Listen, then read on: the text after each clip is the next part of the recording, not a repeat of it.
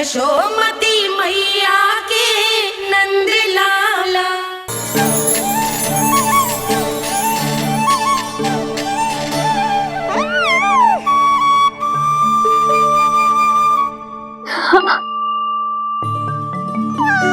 और जो मानवता के शत्रु हैं, उनके जीवन में ये नाम अशांति, असुरक्षा, भय उत्पन्न करेगा। पर सात्विक प्रवृत्ति के व्यक्तियों के लिए ये नाम शांति, संतोष और सुख का सूचक होगा।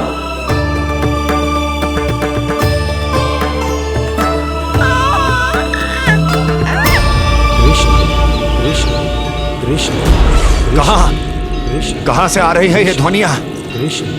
कहां से आ रही है ये ध्वनियां?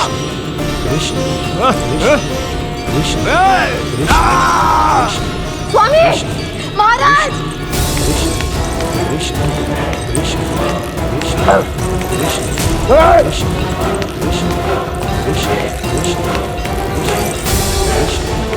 कैसी ध्वनि महाराज?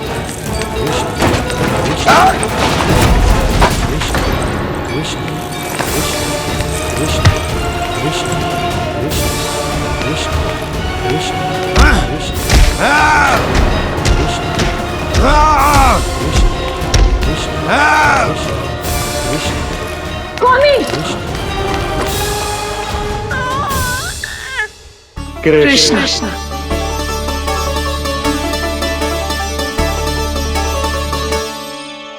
कृष्ण, जे नाम अनंत काल तक स्मरण किया जाता रहेगा, जय तेरी मैया का आशीर्वाद।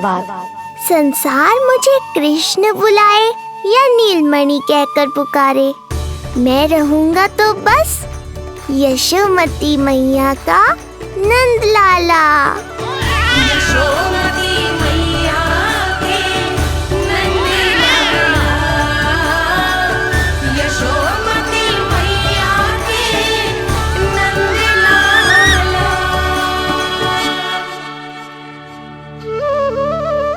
गुरुदेव, आपने मेरे लल्ला को इतना प्यारा नाम दियो है, उसके लिए आपका बहुत बहुत धन्यवाद।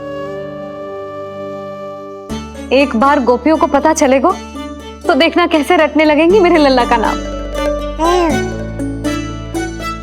इससे पहले कि आप सब बाहर जाकर किसी और को बताएं, एक कर्मकांड शेष है। नामकरण के बाद पिता को आशीर्वाद के रूप में कुछ न कुछ उपहार बालक को अवश्य देना चाहिए।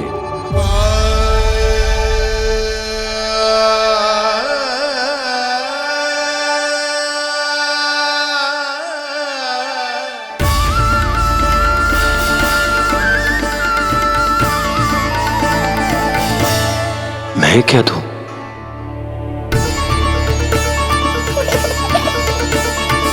वासुदेव मेरे शिष्य हैं और उनकी अनुपस्थिति में यह दायित्व मैं निभाऊंगा।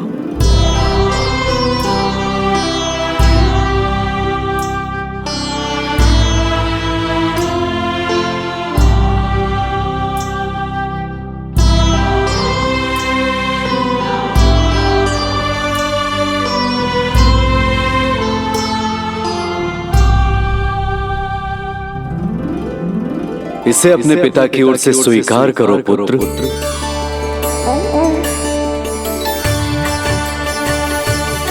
कल्याण हो।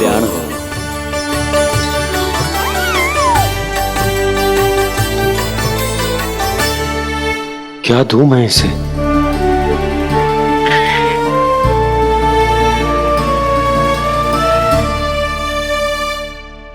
आप सोच क्या रहे हो? आशीर्वाद दो ना अपने कृष्ण को। अच्छा, सोच रहा हूं कि लल्ला को क्या दूं?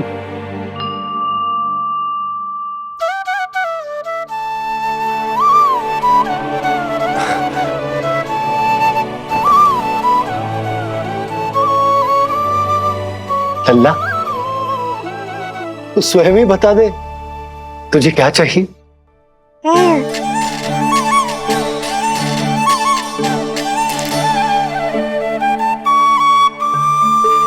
देखो जी, लल्ला ने ही आपकी उलझन समाप्त कर दी।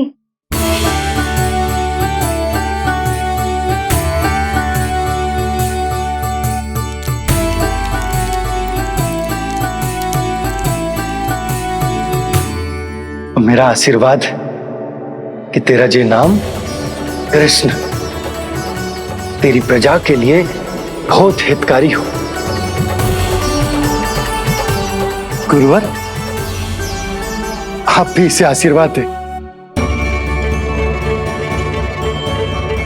जिनके आशीर्वाद से ये पूरा संसार संचालित होता है, उन्हें मैं क्या आशीर्वाद दूं?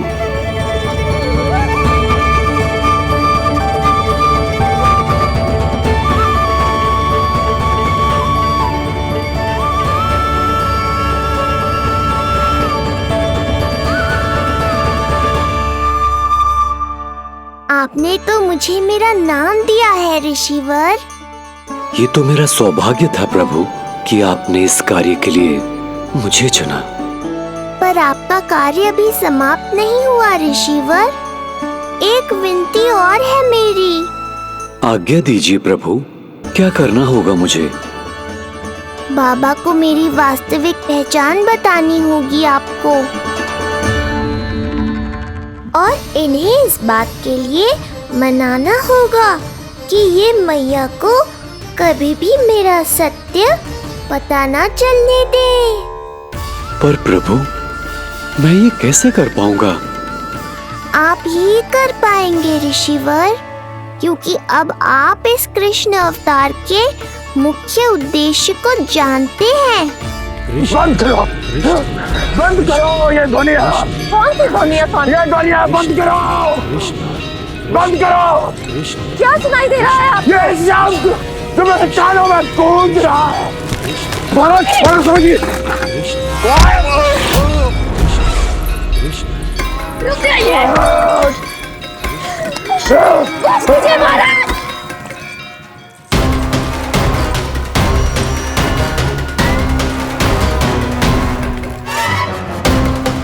आप भूल रहे हैं कि आप मथुरा नरेश है, कंस है आप। और किसी भी व्यक्ति, वस्तु या घटना से महाराज कंस इतने व्यथित नहीं हो सकते कि वो सुदबुद्ध खो बैठे। स्वयं को संभालिए महाराज। बंद हो गई, बंद हो गई, बंद हो गया वो स्वर, बंद हो गई वो ध्वनिया। रापी, यूं मत सोचना कि मैं तुम्हें सुन नहीं रहा था। तुम सत्य कह रही हो। मैं कंस हूं। किसी भी व्यक्ति, वस्तु या घटना से व्यथित नहीं हो सकता। दुर्जन, जी महाराज, इस सिंहासन को पुनः स्थापित करो। यदि कोई भी योग्य इसे स्वयं सिद्ध करने नहीं आता तो मुझे पता है मुझे क्या करना है, कैसे उस दुष्ट बालक का संहार करना है। मैं भली भांति जानता हूं। ये दायित्व आपको ही निभाना होगा ऋषिवर। इससे दो लाभ होंगे। एक तो मेरे बाबा कंस के कारण होने वाली चिंता से मुक्त हो जाएंगे, और आवश्यकता पड़ने पर मेरी पहचान को मैया से सुरक्षित रखने में सहायता भी करेंगे।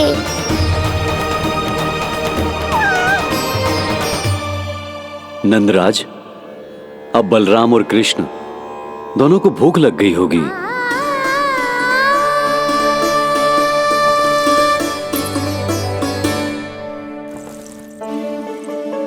प्रणाम गुरुदेव। प्रणाम गुरुदेव।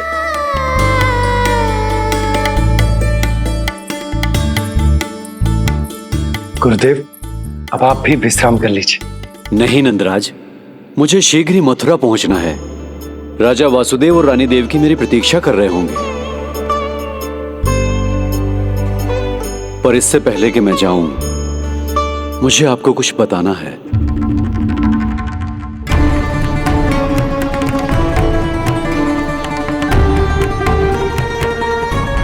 गुरुदेव, आपके ललाट पर बल पड़ गए। सब कुछ ठीक तो है ना? कहीं आप मुझे कंस के बारे में तो ना बताना चाहते? गुरुदेव, मैं जानता हूं कि कंस नवजात शिशुओं की हत्या करवा रहा है।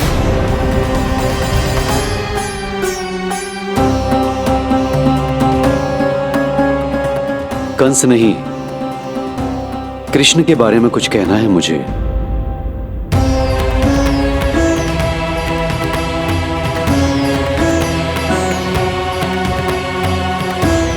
बताइए गुरुवर। मैं एक ऐसा सत्य बताने जा रहा हूं नंदराज, जो है तो वरदान,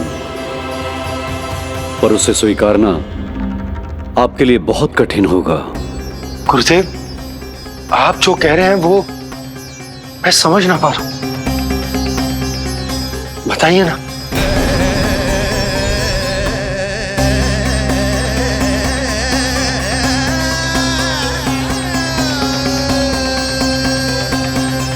बताइए ना गुरुवर।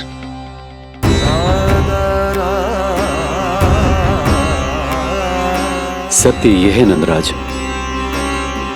कृष्ण राजा वासुदेव के पुत्र हैं। कृष्ण राजा वासुदेव के पुत्र हैं। कृष्ण राजा वासुदेव के पुत्र हैं।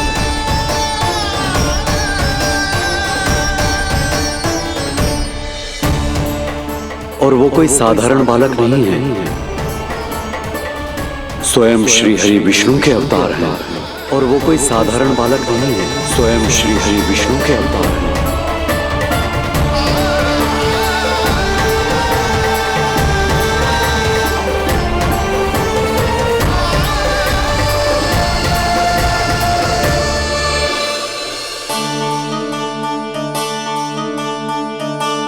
कछु विचित्र लग रहा है। कौन हो तुम? मैं हूं श्री विष्णु का अवतार। ये कैसे संभव है गुरुदेव? वो तो नन्हा सा बालक।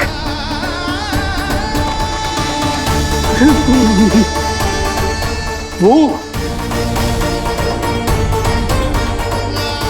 श्री नारायण का अवतार कैसे हो सकता है? और गुरुदेव, आप ये सोच भी कैसे सकते हैं कि वो मेरा लल्ला वसुदेव भैया का पुत्र है? यही सत्य है नंदराज, पिछले जन्म में मिले वरदान का फल है ये।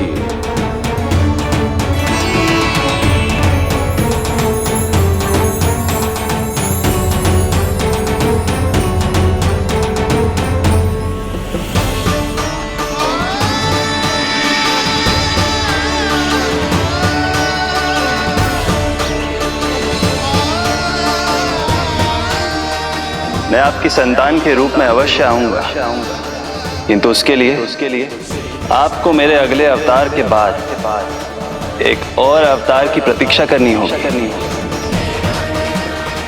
क्योंकि अगले जन्म के लिए मैं पहले ही ये वरदान माता देवकी को दे चुका हूं। इस समय मैं विवश हूं,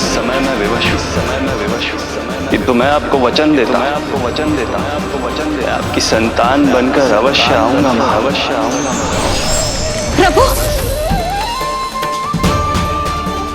श्री हरि को अपने सामने देखकर मेरी व्याकुलता का बांध टूट गया है।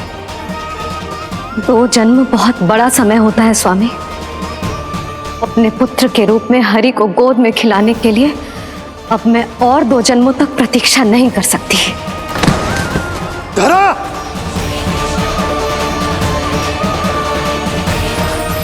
माता देवकी को मैं पहले ही वचन दे चुका हूं, इसलिए विधि के विधान के अनुसार मुझे उन्हीं का पुत्र बनकर जन्म लेना होगा। किंतु आपकी आतुरता का अनुभव करने के बाद अब मैं भी आपका स्नेह पाने से स्वयं को और वंचित नहीं रख सकता। ये जो भी हो रहा है प्रभु की ही लीला है। कृष्ण के जन्म के तुरंत बाद भगवान विष्णु के आदेश पर वासुदेव जी के यहां आना पड़ा और आपकी और रानी यशोदा की पुत्री को अपने पुत्र के साथ बदलना पड़ा। और इस तरह कृष्ण आपके और रानी यशोदा के पुत्र बन गए।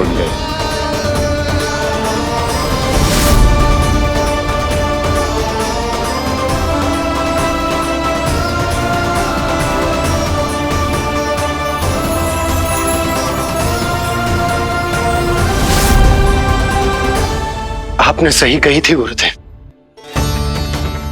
कि सुनने में तो वरदान ही लगता, पर इसे स्वीकार करना होता ही कठिन। जब यशोदा को इस बात का पता चलेगा तो उसे कैसा लगेगा? अपने नाम का अर्थ अच्छे से सुनो है ना तूने? उसका हर एक अक्षर भगवान श्री नारायण से संबंधित है, जैसे उन्हीं का स्वरूप है तू। बस मैया, ये सत्य आपसे छुपा रहे, इसी कारण बाबा के लिए ये जानना आवश्यक है। फिर चाहे इसे स्वीकार करना उनके लिए कितना भी कष्टदायक क्यों ना हो। नहीं नंद, ये सत्य उन्हें आप नहीं बताएंगे। स्वयं प्रभु ने मुझसे कहा है, किसी और प्राणी को इसके बारे में भनक तक नहीं लगनी चाहिए, और रानी यशोदा को तो बिल्कुल नहीं। गुरुवर, कंस के आक्रमणों की जानकारी यशोदा से पहले ही छुपा कर रखना कठिन था। अब इतना बड़ा सत्य मैं यशोदा से कैसे छुपाऊंगा? आपको छुपाना ही होगा नंदराज, यही प्रभु की इच्छा है।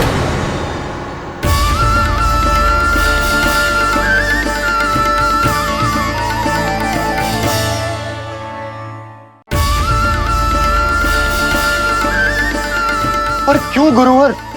ताकि नारायण अपनी मैया की ममता का अनुभव कर पाए। यही तो उनके अवतार का मुख्य उद्देश्य है। मुख्य उद्देश्य? हाँ नंदराज, नर नारायण के अवतार में अपनी तपस्या करते समय प्रभु ने जो अनुभव किया था, उसके कारण ममता के सुख का अनुभव करने के लिए प्रभु व्याकुल हो उठे थे। ऐसा क्या हुआ था, मुझे भी बताइए। हो सकता है ये बात इस सत्य को स्वीकार करने में मेरी सहायता करे। बहुत समय पहले की बात है। अनेक देवी देवता परम प्रभु विष्णु के पास बैकुंठ गए थे। वहां प्रभु की आंखों में आंसू देखकर वो सभी स्तब्ध रह गए।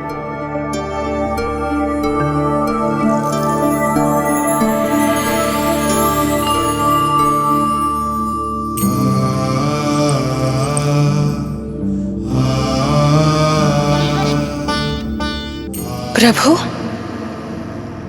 आपकी आंखों में आंसू?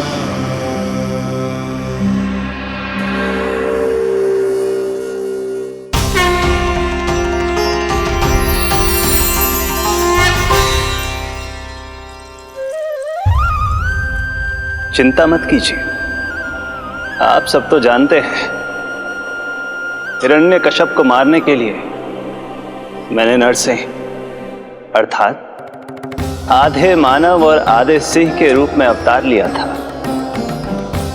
उस राक्षस का वध करने के बाद नर और सिंह दोनों भागों ने अलग अलग होकर नर और नारायण के रूप में पुनः जन्म लिया। वर्तमान में वो दोनों बद्रिकाश्रम में तपस्या कर रहे हैं।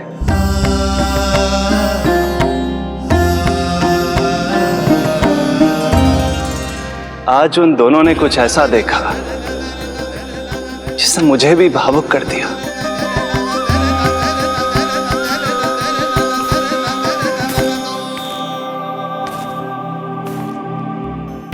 सखा, ये युवक कौन है? निकट के एक गांव के धनी व्यापारी का पुत्र है ये। प्रत्येक संध्या वन के उस पार ये अपनी प्रेयसी से मिलने जाता है और फिर रात्रि भर उस नर्तकी के साथ सहवास करने के बाद सुबह अपने निवास को लौट आता है। यदि यही इसका नित्य क्रम है तो फिर आज ये इतने तनाव में क्यों हैं?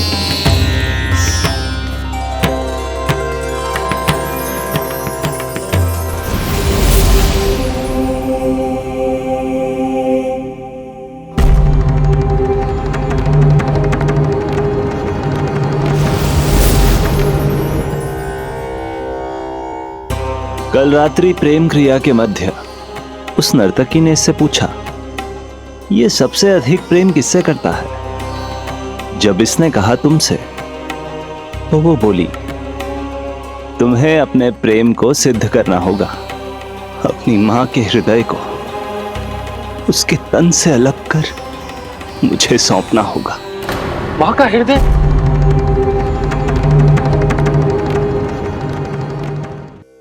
फिर क्या हुआ प्रभु? वो लाया अपनी मां का हृदय? ये जिज्ञासा यक्ष प्रश्न बनकर पूरे दिन नर और नारायण के मस्तिष्क में कौंधती रही। उन्होंने संध्या होने तक वहीं नदी किनारे प्रतीक्षा करने का निर्णय लिया, ताकि वो ये जान सके कि क्या वो युवक अपनी क्रूर प्रेयसी को छोड़ेगा या वासना में अंधा होकर अपनी ही माता की हत्या करने का जघन्य अपराध करेगा। अब उसके वन पार करने का समय बीत चुका है। युवक ने विवेक का परिचय दिया है सखा। हे प्रभु, आपका कोटि कोटि धन्यवाद।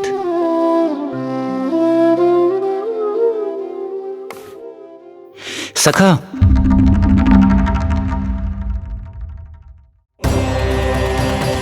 सखा मुझे बताओ, जो अकल्पनीय था कहीं वो घट तो नहीं गया?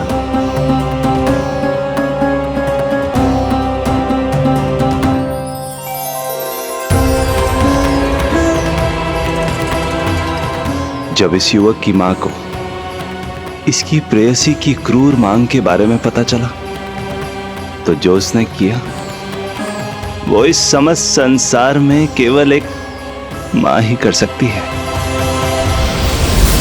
बस इतनी सी बात?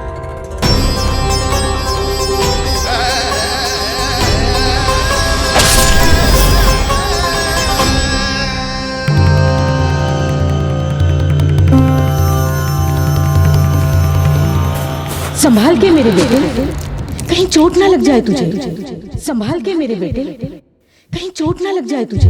संभाल के मेरे बेटे, कहीं चोट ना लग जाए तुझे। ये तो उसकी मां की पुकार है। मां, मैंने क्या कर दिया मां? मां!